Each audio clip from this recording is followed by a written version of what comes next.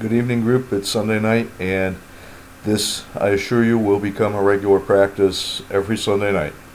I try to go back over what we saw the first week or the week before, give you a preview of what's coming up next, and also to talk a little bit more about the issues and what we're learning about, where we want to take this, and what you need to be looking at.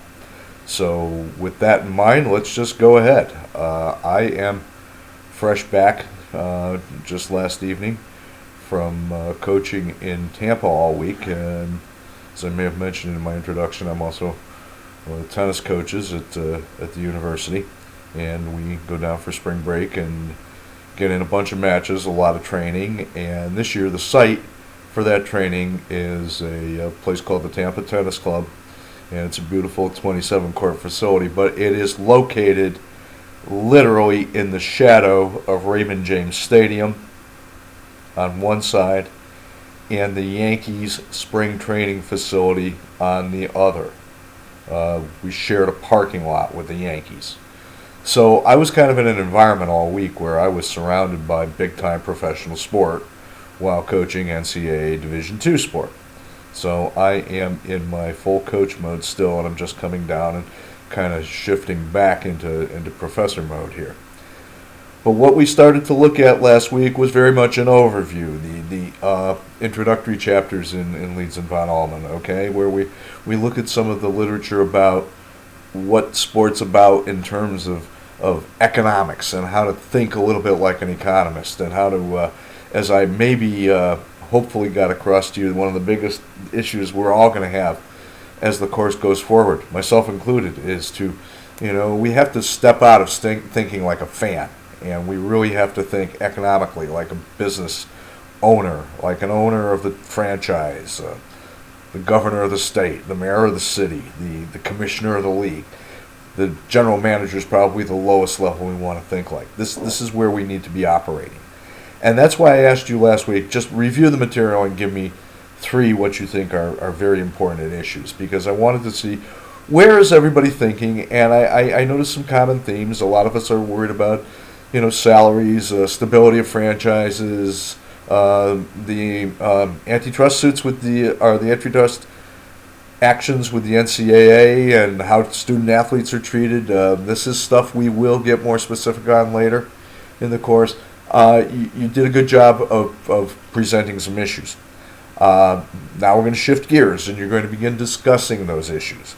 So for the future discussion boards now, we're going to need to be a little bit more critical, to dive in a little deeper, to make ourselves think about the issues in critical ways, to do some inquiry on your own. When you see something that interests you, go find out more about it. Bring that back to the discussion, or bring it into the papers that you're going to start writing. This is important stuff. Now, this week we really start looking more almost as microeconomics now, okay?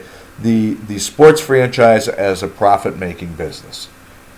And this is where we really need to start doing what I call taking the fan hat off, right? We still want to look at it through those eyes. But professional sport, in particular, exists as a profit-making business. College sport has different purposes, but to a large degree, it has to pay its way at the Division I level, and it has to fill specific university purposes at the other levels, like Division II and III. And by that I mean general university awareness. Division II sports is not going to put any money into the university coffers except by attracting students. That's an issue, okay? And we need to start understanding things like that. But we'll come to some of those real technicalities later. This week, what I've provided for you is, I'd like you to read the chapter in Leeds and von Allmen where we start talking about sports franchises as profit-making businesses, okay? There are articles for you to read with the same theme. Even an article going back a couple of years to around the time of the NFL lockout, where the author examines profitability issues in the NFL. We all talk about the NFL being the best run league in the world. And it generally is accepted that it is the premier model for how leagues are run. Is everybody in the NFL profitable? I read the news today. William Clay Ford, the owner of the Lions, just passed away yesterday, I believe. Member of the Ford Motor Company family, okay? Owned the Lions for 50 years. In those 50 years, the Lions have won one playoff game. If the Lions are still around, they're still a healthy franchise. How did that happen? How do the Lions run as a business? How do the Seahawks run as a business? How do the Yankees run as a business? You may be surprised to learn that Yankees are not the most profitable team in baseball. Okay? But many of us consider them the richest team in baseball.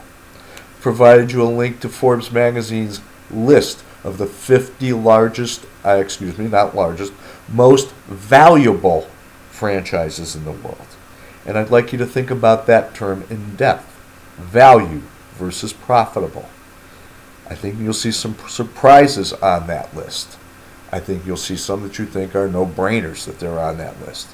But as you read through that list, the article's brief, but then it gives you the list of the 50. As you go through that list, and I want you to go through it all, think about, how did they get there? What did these teams do? Is it an accident of where they are? Is it an accident of how they're run? And that shouldn't be saying accident. Is it a matter of how they're run?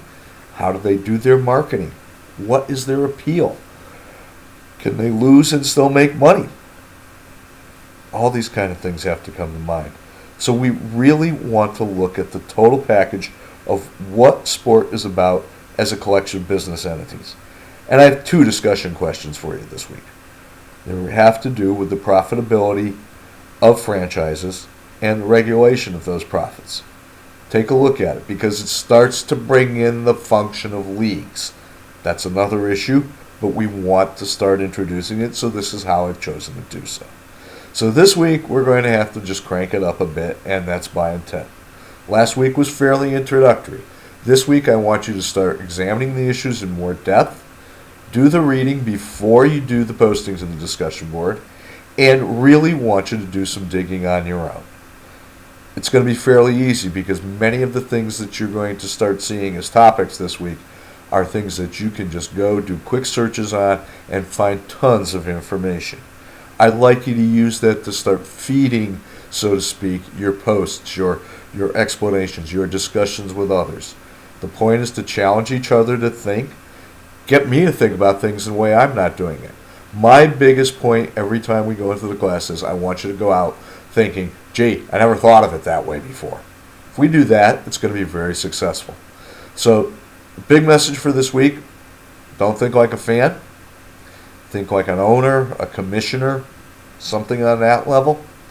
Okay? Start thinking strongly about, how does a sports franchise run as a total package? How does it run as a business? That's going to be the emphasis on our work this week, and I want you to stay concentrated on it. Great job so far. You've given me the issues. I'm going to distill those and see if we can build some of our future questions about the things that you want to know about, and let's go from there. Okay? Thanks again, and I'll probably talk to you later this week.